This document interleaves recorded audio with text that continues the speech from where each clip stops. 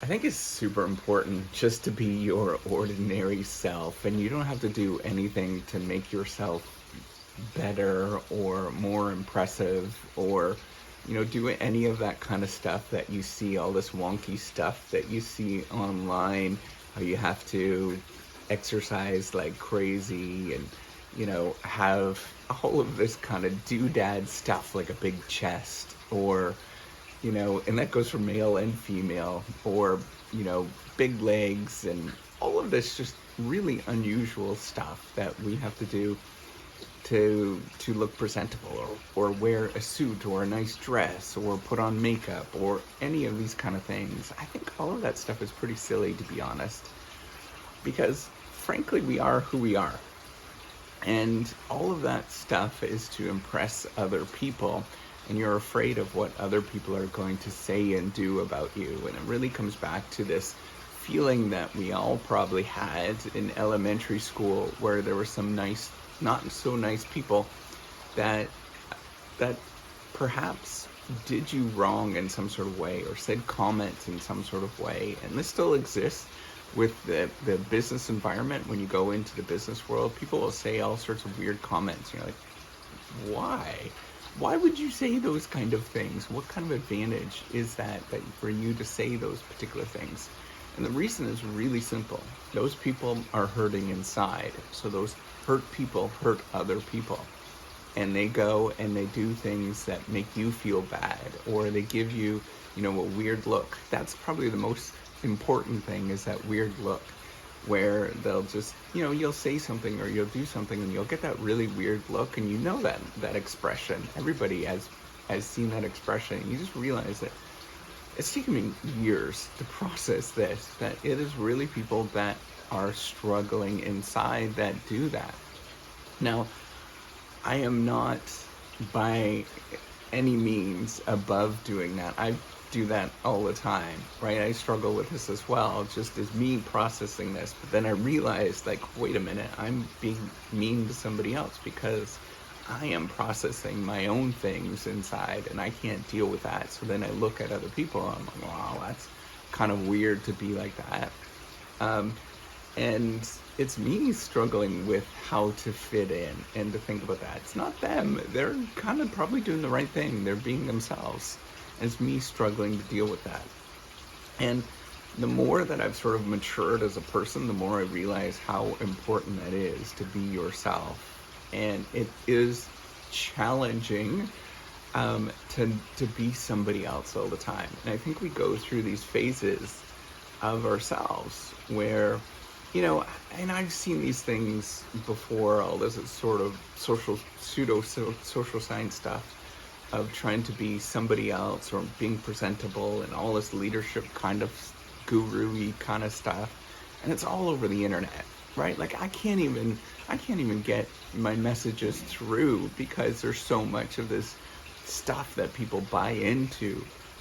All of this, nonsense stuff that, I can name a bunch of people that do this, and people fall for it because it looks presentable, and then they have some sort of course at the end of it that you spend $1,000 and you go to this thing and you know better off than what you started out as.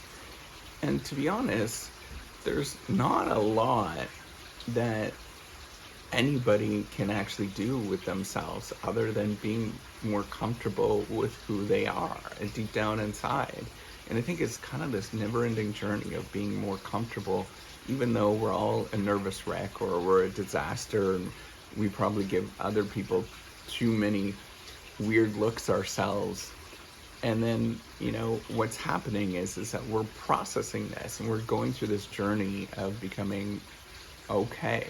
There's a whole bunch of people that don't do that. They don't care about this kind of stuff. They don't sort of process anything. I would say probably the vast majority don't care about any of this kind of stuff. But the people like you and me probably really do care about this stuff and trying to get a little better every day and thinking about how can I improve and all of those kind of things. But I think for me, it's almost been the opposite of what everybody else is. The way that I improve is being more comfortable with who I am rather than putting on more of those airs and looking as pretty as possible, and doing all of the sort of standard stuff. You realize once you've been through a little bit of life for a little bit, just a little bit of life, you're like, why am I doing this? Really, what is this all for? And to be honest, there's really no good reason for it. There really isn't. And then you start being okay with who I am once you go through this process of like, wait a minute, what am I doing? Can't I be a better person just who I am? And the truth is, yes. Where you actually work on yourself, where you start thinking that I'm okay. I can do really small, simple things.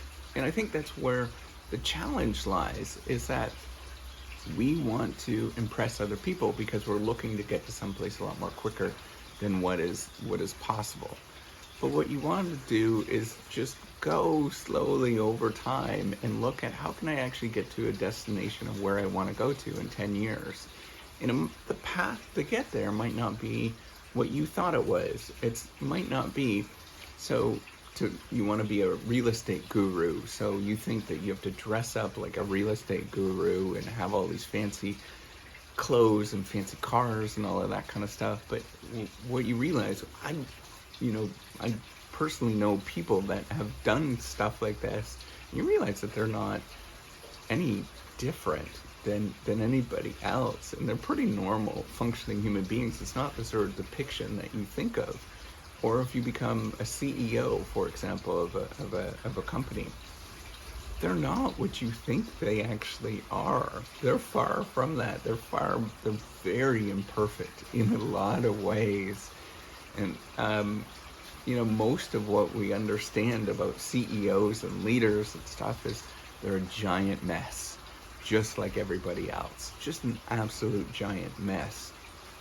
And the more that you sort of realize that, and you sort of put all of that nonsense away of trying to become like that particular person, the more that you become okay with who you are. And I think, I might be wrong, I don't know if there's any sort of research or anything like that, but I really think, I do believe that other people like you more for who you are, and they discover who you really are. It's cognitively demanding to be somebody else different all the time. And the more that we can be more of ourselves, the better off that we feel inside, the more comfortable we are. And I think, and I probably could be completely wrong on this, the more that other people will actually choose to be around you. And then I also think about this other problem too. If you are somebody different your whole life and you try to put on these sort of displays and stuff, by the time you get to 80 years old, you've become that particular person. And that particular person probably is not what you actually wanted to become, rather than more of who you are. You're kind of misplaced, you're off base compared to this person, this person right here. And that person inside has a lot of really great and interesting stories that people want to know about it. But you have to let that person out and be okay with letting that person out and being comfortable with you. And I think that's an important part of the journey that we're all going through. All right, take care and have a wonderful day. Bye.